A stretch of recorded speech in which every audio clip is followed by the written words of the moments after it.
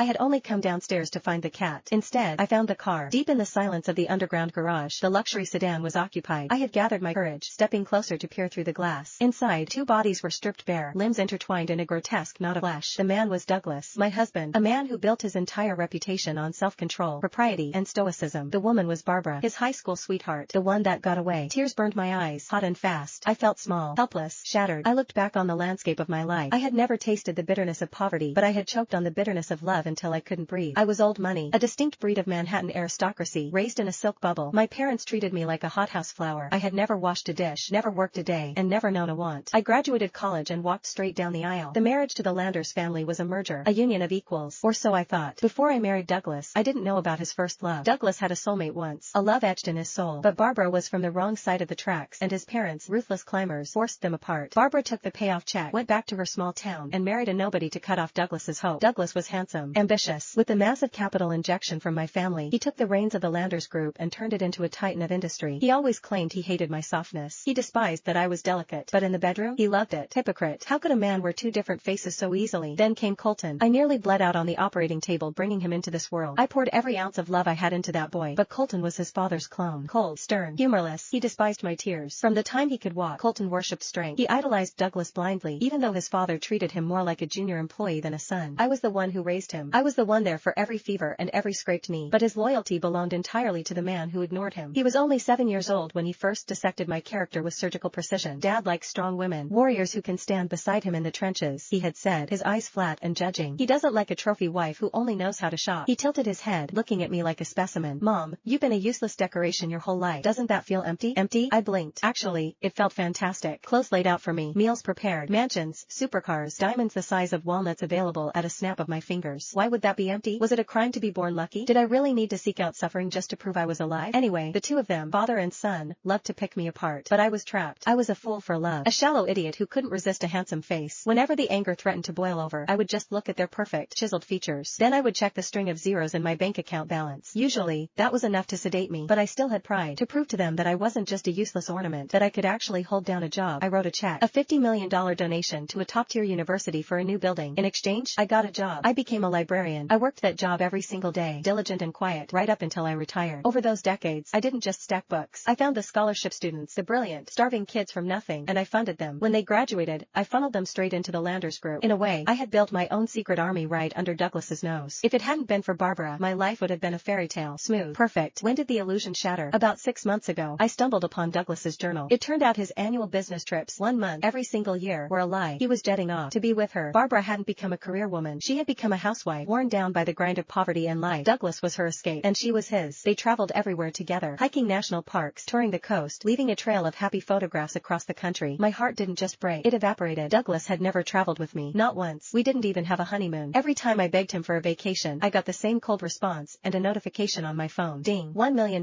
received. The company is drowning in work. Marcella, where would I find time to babysit you? I sent you the money. If you want to play, go play by yourself. So I wiped my tears. I flew around the world alone. I watched penguins in Antarctica. I chased the northern lights in Iceland. I sunbathed in Hawaii and bought out entire luxury boutiques. I met plenty of men, handsome men who wanted to take me to dinner, but I held the line. I looked, but I never touched. I was loyal. And what did my loyalty buy me? Betrayal. When I found out, I snapped. I confronted Douglas, screaming, demanding an explanation. His response? Another cold transfer of funds, and a gaslighting masterpiece. Barbara and I are just friends. Stop imagining things. Go buy yourself some new bags and calm down. I bought the bags, but the rage didn't die. I went to my son. I told Colton everything, expecting him to be furious on my behalf. Instead, he defended him. Mom, look at the world we live in. It is normal for a man like Dad to have a confidant. Why do you have to make this house a war zone? He looked at me with bored eyes. Dad introduced me to Aunt Barbara when I was 8. She's a genuinely good woman, gentle, kind. She isn't the type to wreck a home. My world came crashing down. Colton knew. My son had known about Barbara since he was a child. He had been helping his father hide her from me for 20 years. I had raised a viper. I broke down, sobbing uncontrollably. Colton, how can you say that? I am your mother. You are siding with his mistress? I couldn't breathe. Years ago, when your kidneys failed, I didn't care about the risk. I gave you my own kidney. Have you forgotten that? Colton's face went dark. His expression turned terrifying. What is that supposed to mean? You are holding a kidney over my head? He stepped forward, his voice low and dangerous. Fine. I'll rip it out and give it back to you. I'll give you my life back, okay? Would that finally satisfy you? After that fight, Colton turned to ice. I was done. I was shattered. I pulled out my phone and blocked his number. The memories tore through me like shrapnel. I slumped against the cold concrete of the garage wall, gasping for air. My chest heaved, every sob feeling like a fractured rib. I drowned in the misery of it for 30 minutes, a mess of expensive mascara and grief. Then, the silence hit me. It was too quiet. I froze. froze, wiping a smudge of black tear streak from my cheek. Why hadn't they moved? I knew they were older, and maybe an afternoon delight took a toll on the stamina, but they shouldn't be sleeping like corpses. A cold spike of adrenaline shot down my spine. I scrambled up, my heels clicking on the pavement, and pressed my face against the tinted glass of the car window. My breath hitched. Their skin. It wasn't the flush of postcoital bliss. It was a vibrant, chemical cherry pink. The color was unnatural. Neon. Carbon monoxide. The realization hit me like a physical blow. Panic clawed at my throat. I fumbled for my phone, my fingers trembling so hard I almost dropped it. I navigated to the blocked list. Found Colton. Hit unblock. I dialed. Ring. Ring. Voicemail. I dialed again. Voicemail. My stubborn streak kicked in. The fear turned into a frantic, rhythmic compulsion. I hit redial. Again and again. I would burn this phone's battery to zero before I gave up. 30 minutes of ringing. Finally, the line